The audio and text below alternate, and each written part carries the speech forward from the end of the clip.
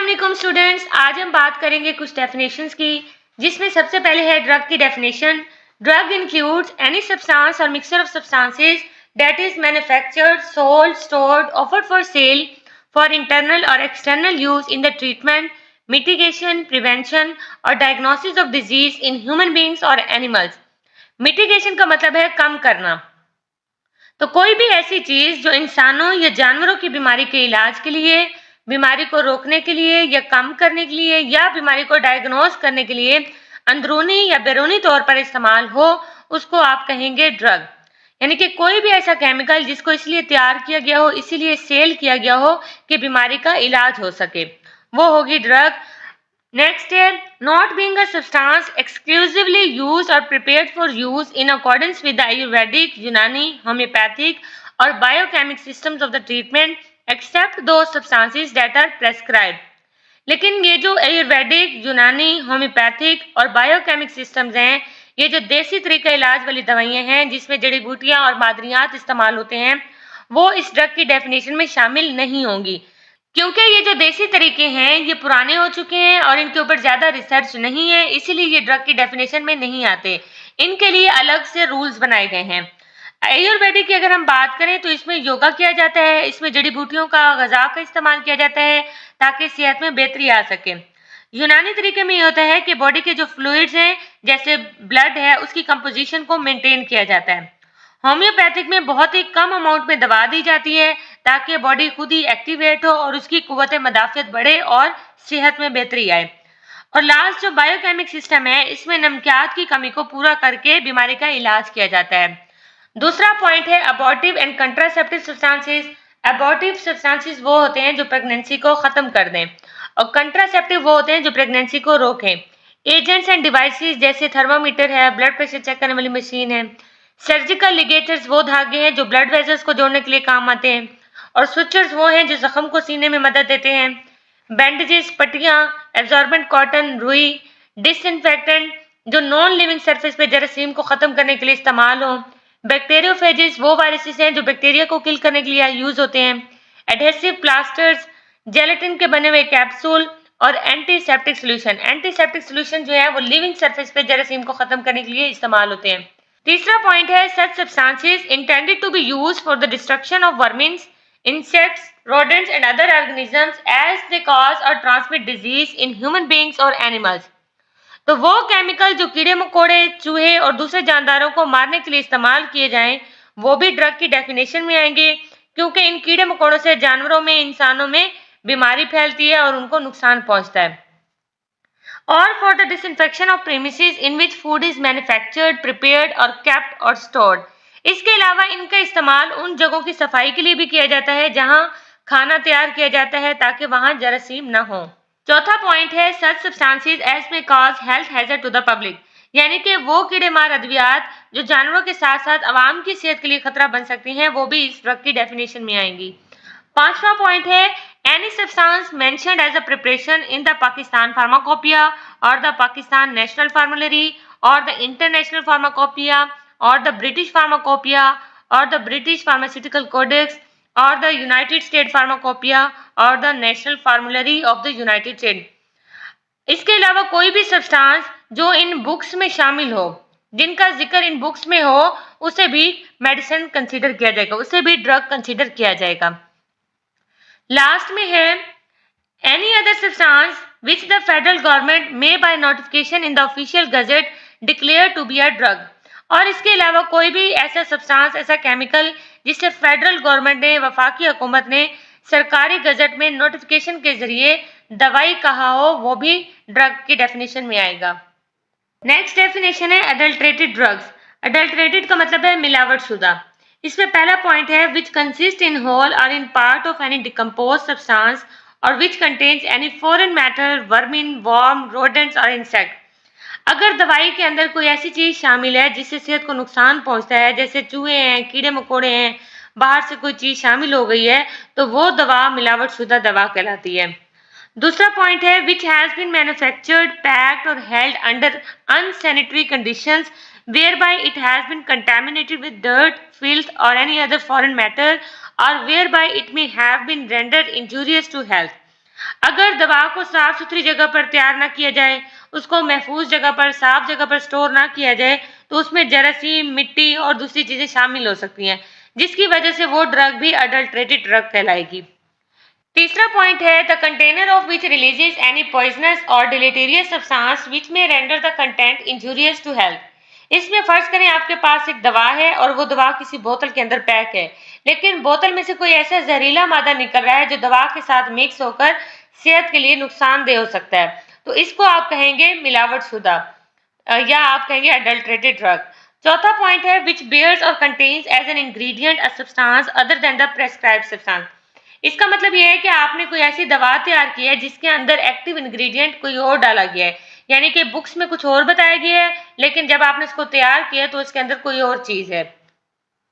पांचवा पॉइंट है with which any substance has been mixed to reduce its quality or strength or for which any substance has been substituted wholly or in part. ऐसी दवा जिसमें उसके मियार को कम करने के लिए कोई सब्सटेंस मिक्स किया गया हो, वो भी अडल्ट्रेटेड ड्रग कहलाएगी। यानी कि मिसाल के तौर पर आप ऐसे समझे कि आपके पास सुर्ख मिर्च है, तो आपने उसका रेड कलर बढ़ाने के लिए कोई पाउडर डाल दी है, तो इसको आप कहेंगे अडल्ट्रेशन। नेक्स्ट है miss branded drug. Miss branded drug means a drug which is not labelled in a prescribed manner. यानी कि ये वो दवा जो तजवीज़ करदा तरीके से लेबल नहीं की गई, उसको आप मिस ब्रांडेड ड्रग कहेंगे। अगर आपके पास एक बुक है, बुक में बताया गया कि इस तरह आपने लेबलिंग करनी है, लेकिन उस तरह फिर लेबल नहीं किया गया, तो उसको आप कहेंगे miss branded drug. On the label, any information is not prominently placed with such conspicuousness and in a way to be read and understood by the ordinary individual under the condition of purchase and use. Conspicuousness का मतलब है कि वाजिया, यानी कि ऐसी दवा जिसके label पर कोई मालूमात नहीं लिखी गई जो कानून के मुताबिक वहां पर होनी चाहिए, या फिर अगर वो लिखी भी गई है तो वो वाजिया और नुमाया तरीके से नहीं लिखी गई कि आम आदमी उसे खरीदने से पहले और इस्तेमाल करने से पहले आसानी से पढ़ सके और समझ सके। Which is not labeled with such directions and warnings where its use may be dangerous to health as are necessary for the protection of user or as may be prescribed। इसका मतलब यह है कि अगर दवा पर जरूरी हिदायत और एहतियाती तदबीर मौजूद नहीं है, तो दवा के गलत इस्तेमाल की वजह से मरीज को नुकसान हो सकता है, तो ऐसी दवा को भी मिस ब्रांडेड ड्रग कहा जाएगा। द लेबल और container of which bears an statement, design or device which makes any false claim for the drug or which is false or misleading in any particular। अगर दवा के label या packaging पर ऐसी information दी गई हो जो हकीकत के बिल्कुल बरक्स हो, या फिर जो कस्टमर को या पेशेंट को गुमराह करें, तो वो दवा भी मिस ब्रांडेड ड्रग होगी। नेक्स्ट है which is so coloured, coated, powdered or polished that damage is concealed or which is made to appear of better or greater therapeutic value than it really is। इसका मतलब यह है कि अगर दवा को इस तरह बनाया गया हो, इस तरह कलर किया गया हो या पॉलिश किया गया हो कि उसकी जो खराबियां हैं वो छुप जाएं और वो ज्यादा अच्छी दिखाई दे, तो इसका मतलब यह है कि ये भी मिस ब्रांडेड ड्रग है। लास्ट पॉइंट है which is manufactured according to the specifications of the particular pharmacopoeia or any other document as may be prescribe. The label does not bear the name of that pharmacopoeia or document. यानी कि अगर एक दवा एक खास book के मुताबिक तैयार की गई है, एक फार्माकोपिया के मुताबिक तैयार की है, लेकिन उसके लेबल पर उसका नाम नहीं है, तो वो दवा भी मिस ब्रांडेड ड्रग होगी, वो दवा भी मिस ब्रांडेड ड्रग कहलाएगी। नेक्स्ट हम बात करेंगे स्पूरियस ड्रग की। Spurious drug means a drug which purports to be the drug but does not contain the active ingredient of that drug. Purports का मतलब है दिखना, यानी कि ये देखने में तो दवा लगती है लेकिन इसके अंदर एक्टिव इंग्रेडिएंट ही मौजूद नहीं होता। एक्टिव इंग्रेडिएंट वो होता है जिससे बीमारी का इलाज होता है। Which purports to be the product of manufacturer, place or country of which it is not really a product। इसका मतलब यह है कि अगर दवा किसी खास कंपनी या मुल्क के ब्रांड के तौर पर पेश की जा रही हो, लेकिन वो हकीकत में उस कंपनी की ना हो, उस मुल्क से ना हो, तो उसको भी आप सुपीरियर ड्रग कहेंगे।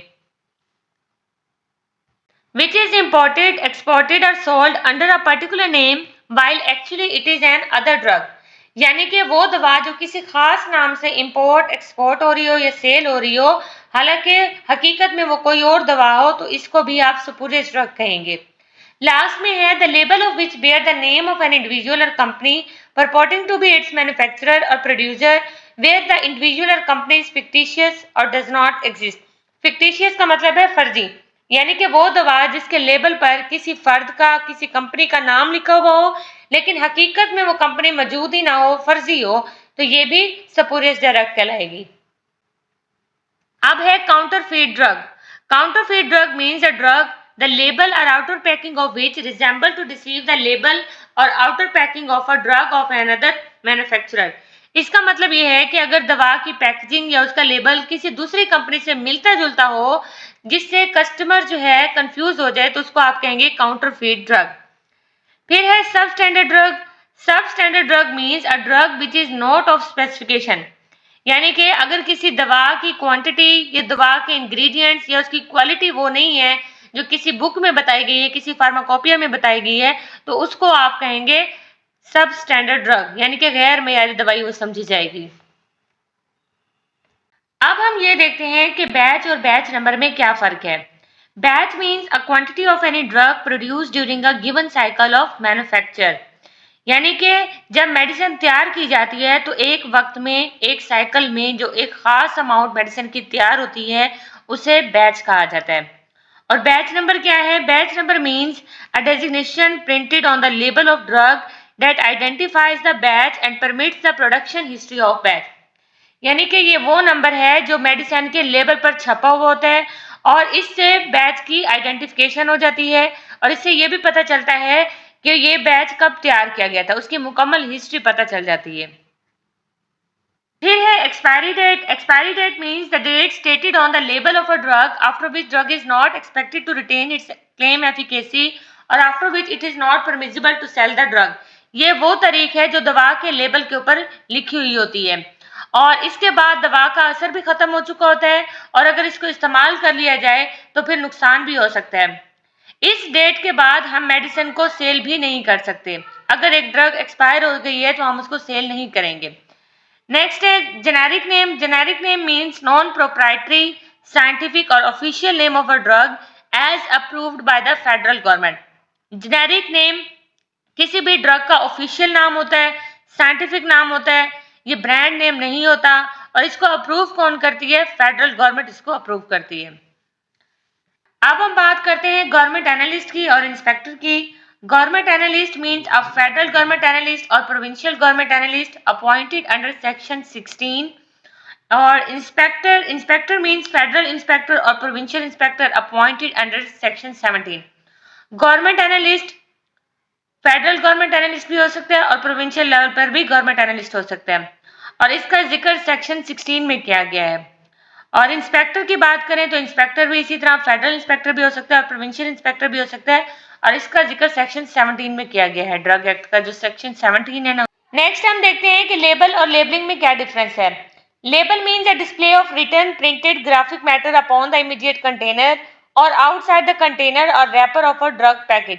मेडिसिन की पैकिंग के ऊपर जो भी इंफॉर्मेशन दी गई है, जो भी इंफॉर्मेशन लिखी गई है, उसे आप कहते हैं लेबल। इस इंफॉर्मेशन में क्या क्या हो सकता है? मेडिसिन का नाम हो सकता है, मेडिसिन का यूज बताया जाता है कि किस तरह इसको यूज करना है और इसके इंग्रेडिएंट्स के बारे में भी बताया जाता है।